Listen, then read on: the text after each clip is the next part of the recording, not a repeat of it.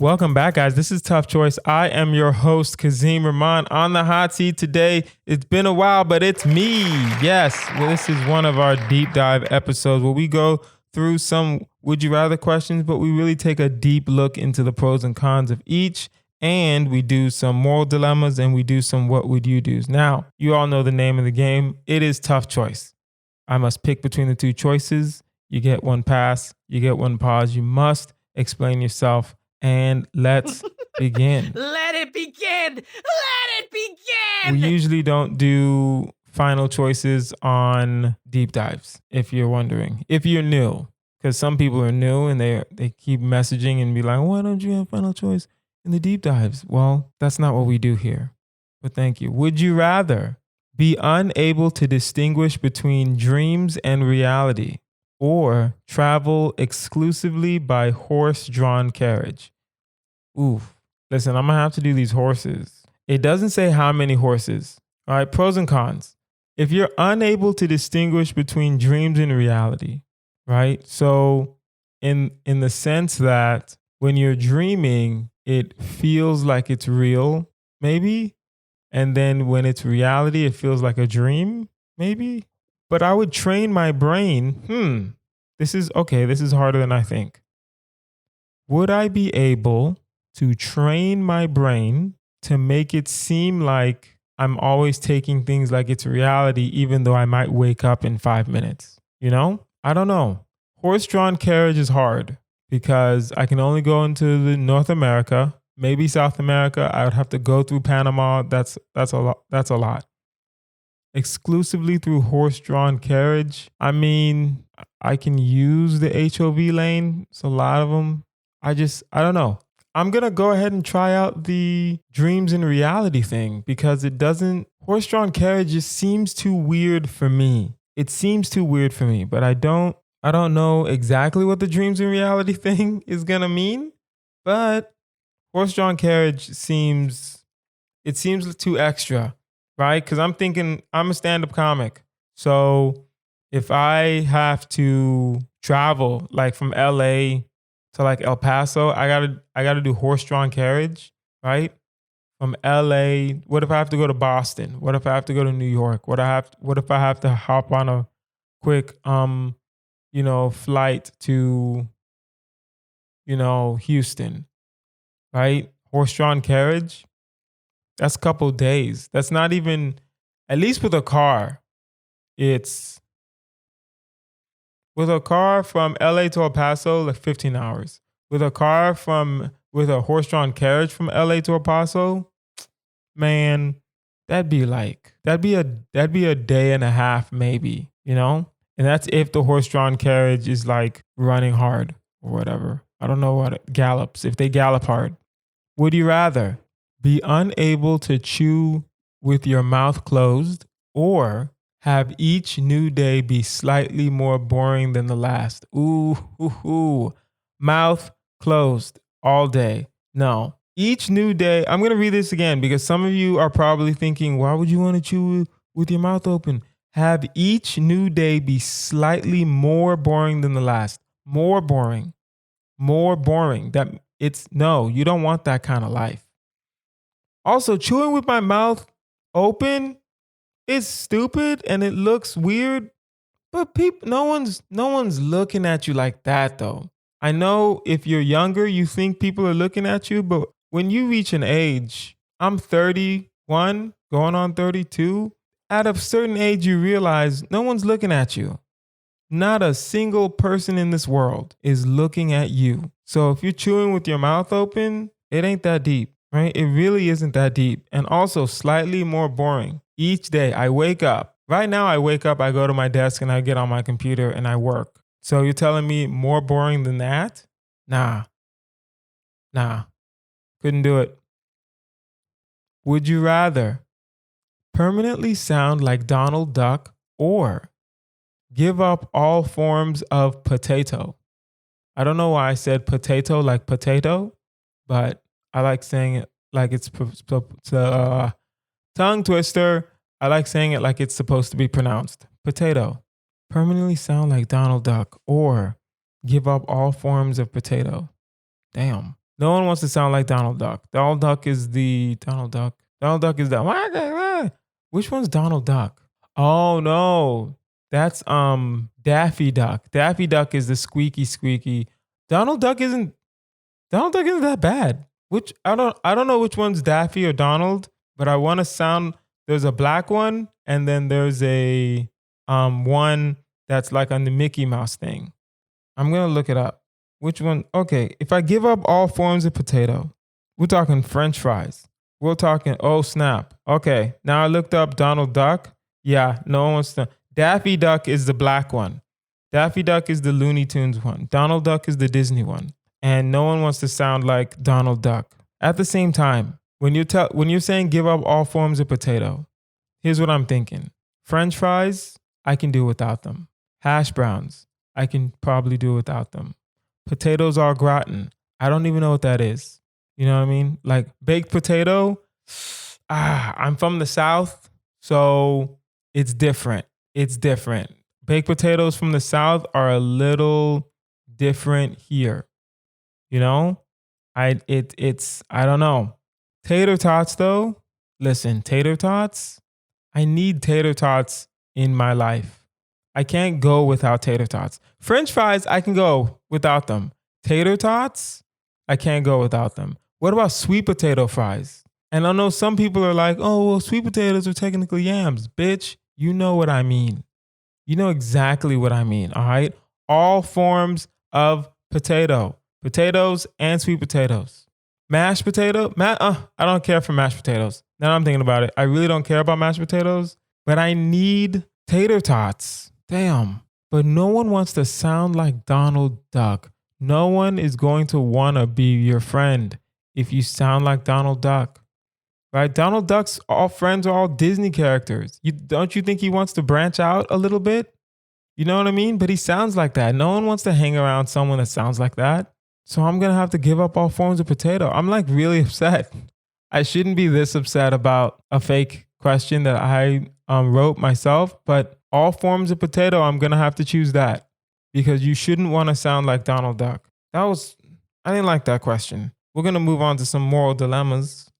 Also, as I'm getting these questions ready, like, share, subscribe to this podcast. It's on all platforms, iTunes, Stitcher, Spotify, Google Play. Share. And if you have a question you want us to consider, email toughchoice@outlook.com. That is toughchoice@outlook.com. All right. You're standing on the bank of a swift moving river when your pet dog of 6 years falls in. At the exact same time, an elderly man you've never seen before also falls in. You are equidistant from your dog and the dude. You can save one. Who do you swim to? Okay. There are two scenarios here that I'm looking at. All right. There's a scenario if I liked animals, and there's a scenario if I don't like animals. All right. Let's say I liked animals. Okay. Let's say I loved this dog of 6 years. 6 years is a long time for a dog. For a dog, 6 years is a long time, right? It's not like a kid. So like a kid you love instantly. A dog, you need at least 2 or 3 years for a dog to really be in your good graces, in my opinion. So if you're telling me if I love animals and I love my dog of 6 years, I'm probably going to swim to my dog if I can only save one, right? But if I'm being true to myself, and those who know this podcast know I don't like animals. I really don't. I had some pet fish when we were younger, growing up, but after that, it's like, no, thank you. I don't like cats. I don't like dogs. I don't like no animals in this. I'll take a snake, right? Oh no, but you're gonna have to take the snake out. I'll take another fish. But if I didn't like animals, which is true about me right now, I would save the guy. And I understand why someone would want to save their dog, but I personally feel that people are more important than pets. People over pets all day, every day. Not a problem. So it needs to be the guy. You save the guy. People, save the human being, right? And then go for the dog. But you shouldn't just, in my opinion, this is all my opinion, you shouldn't just go straight to the dog. You know? Just saying. You're spying on your neighbor through binoculars as they undress. Okay? You're being a creep. Okay? All of a sudden, their spouse bursts in, murders them, and then flees. When the police are called, it turns out that the spouse has a strong alibi and is not considered a suspect. Do you inform the police what you've seen in it? Or do you inform the police what you've seen if it meant everyone would know you are a perverted, peeping Tom? Like it would be public knowledge.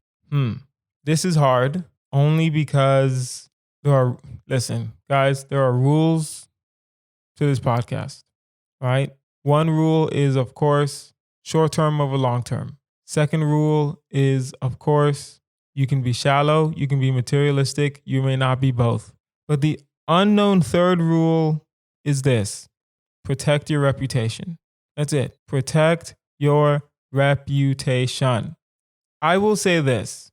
It would depend on how I'm feeling that day. If I'm in a good mood and I saw someone get murdered, I'm telling the police what I saw, of course.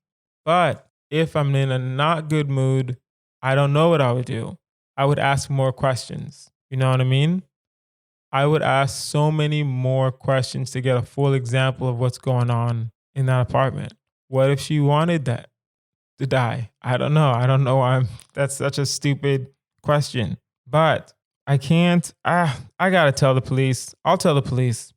I have the moral character in me was looking at me sideways just now. I will tell the police. And you have to. If you see a murder, you have to tell the police. He's not gonna come murder you. You guys are neighbors. Come on now. That's weird. So I'll tell the police. Damn. Huh. All right. Would you rather have a pack of ninjas sworn to protect you, or be able to mute people in real life? Oh my God. That's going to be next month's constant choice for real. All right.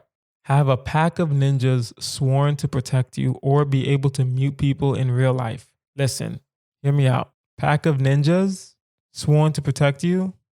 They're ninjas. We got this, man. They're ninjas. They're ninjas. I want that. Right? Even if they were just the Teenage Mutant Ninja Turtles, I would be like, yo, I still want these ninjas sworn to protect me. Not sworn to protect anybody else but me. I'm going to pick so many fights at places you don't even know. You're not ready for this. You are not ready for this. I will never hit the gym again. I will just pick fights, push people, and my pack of ninjas that are sworn to protect me will protect me. Here's a problem, because the other option is really good as well. Be able to mute people in real life. Guys, everyone who's listened to this has wanted the ability to turn people's voices off, but you couldn't because you weren't allowed to mute anyone. Now an angel comes down and blesses you and says, yo, Kazeem, now you can look at someone, blink twice, and they're muted. In real life, in real time. They won't even know. They won't even know until it's too late, or they won't know it's you till it's too late, till you're about to die or something. Damn, I don't know. I will say this. I don't need to be able to mute people in real life. I'm over 30. I just walk away. So, and I'm not in college anymore. I don't need to be in social circles that I don't like. I don't need to be in social circles that don't suit me. So I will just walk away. So I'll do the ninjas because that sounds way too cool. It really does sound way too cool. You know? And actually, this is the last episode of the month, so we can talk about the constant choice, right? Would you rather try to slap anyone who wishes you a nice day, or be required to steal from every tip jar you see? Here's the problem that no one wants to talk about this month. Everyone that said slap, most of those people can't fight. So if I try to slap someone, that means I'm probably going to succeed. And then that person will try to slap me back, or that person will get me arrested, or that person will, find a way to have me punished. So if you're telling me you're going to try to slap anyone that wishes you a nice day, do you know how much like service industry people wish people nice days? Every day. Someone wishes me a nice day every single day. So why would I try to slap somebody? Now, yes, stealing from the tip jar, you're going to have to go to McDonald's. You're going to have to go to places that don't have tip jars. No more mom and pop stores for you. You know what I mean? You can figure it out though. And that's the problem that people on the other side of the aisle never really addressed. Having to steal from a tip jar you can make it so you don't see but maybe one tip jar a year. And then that's it. And that's great. One tip jar a year, you can make it that way. But I wouldn't try to slap somebody. I couldn't try to slap someone and then what? And then what? You think they're just gonna sit there and be like, "Oh my God, I can't believe you slapped me." And I'm gonna be like, "Oh, it was a wizard. I have to slap everyone that wishes me a nice day." No, that don't make no sense. Let's go through some what would you do's. You're married and you discover that your significant other is a spy for an alien race planning an invasion on Earth. What do you do? Hear me out. Before I answer this question, I need everyone to know that I love the human race. I love America. I love Homo sapiens. I love the human race time and time again. At the same time, if Bay is an alien, then Bay is an alien. You know what I mean? Does that make sense? If my girl's an alien, you think I'm going to be on your side? How long have I been with this girl? Because that's important. If we just met and they're planning a alien invasion, I'm telling everyone to get ready, get the guns, get the bazookas. We're about to go to war. If we've been together for like a year, first of all, I don't know how I didn't know she's an alien in a year. Second of all, no. It says we're married. No, we've been together for a while, unless it was like a shotgun wedding. Spy for the alien race and planning an invasion on Earth. I can't do that. I have to, damn, I don't know. Honestly, first instinct says keep your mouth shut, but then second instinct says, does she really love you if she's an alien? Is there another alien dude back on the planet that's far, far away that she's really in love with? And maybe she was just with me to bide time so she can like get on my podcast, so she can like, get on one of these scripts that I'm writing. You know what I mean? Like maybe she's trying to finagle her way. Maybe she's a social climber and that's why she married me. And that's why she's an alien. Maybe she is a weird kind of social climbing kind of thing. I'm just saying. I don't know. I would tell them, I would say something. You guys know me enough. You guys know me enough to know I would definitely say something. All right. The world's greatest football player asks you to help him cheat to win the big game. Okay, that's the Super Bowl. Your dad bet a lot of money on the game, but your best friend is playing for the other team. What do you do? My best friend would not know that I am the one sabotaging the game. So I don't even know why that question is even allowed. I don't know why that question's even a thing, right? Because I'm going to get my dad that money. What do you mean? My best friend's playing on the other team. Is he unguardable? I don't know why my best friend playing on the other team would matter. I think that's my main question. My best friend playing on the other team shouldn't matter and doesn't matter. So we take that out. My dad bet money on the game. That's more of a mattering than my best friend just playing on the other team. Because I'll cheat. I'll cheat for football. Just saying. I'll cheat for football. So what I would do is this. I would cheat, let my dad win. I would wait like maybe a year. Then I would leak the story to somebody.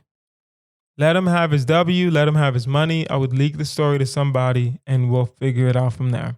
Would you rather answer every call from a telemarketer and engage in conversation with them until they hang up, or only be able to grow hair the areas surrounding your belly button? I'll do the, oh no, I don't want to be like a dolphin. I don't want to be hairless. I need hair on my face, right? Because some of you heard that a little incorrectly, right? It says only be able to grow hair in the area surrounding your belly button. That means no hair on your head. That means no hair on your face. That means no hair on your chest. That means no hair on your arms. You're basically a dolphin. Does that make sense? Right? Or you can just answer, oh no, I'm not answering every call from a telemarketer. I don't know what they're doing these days, but I'm getting a lot of calls. I've been getting too many calls. So what I can't do is answer the telemarketer call and then just have a conversation with them. Nah, fam. That's too much. That's just too much, because sometimes they really want to talk, right? But if I will say this, if I chose the telemarketer, some of them are robocalls, so I would hang up. And then some of them are actual people. So what I'll do is I'll just say something stupid and then, and then we'll figure it out from there. But I can't do the telemarketer. I'm going to do the hair.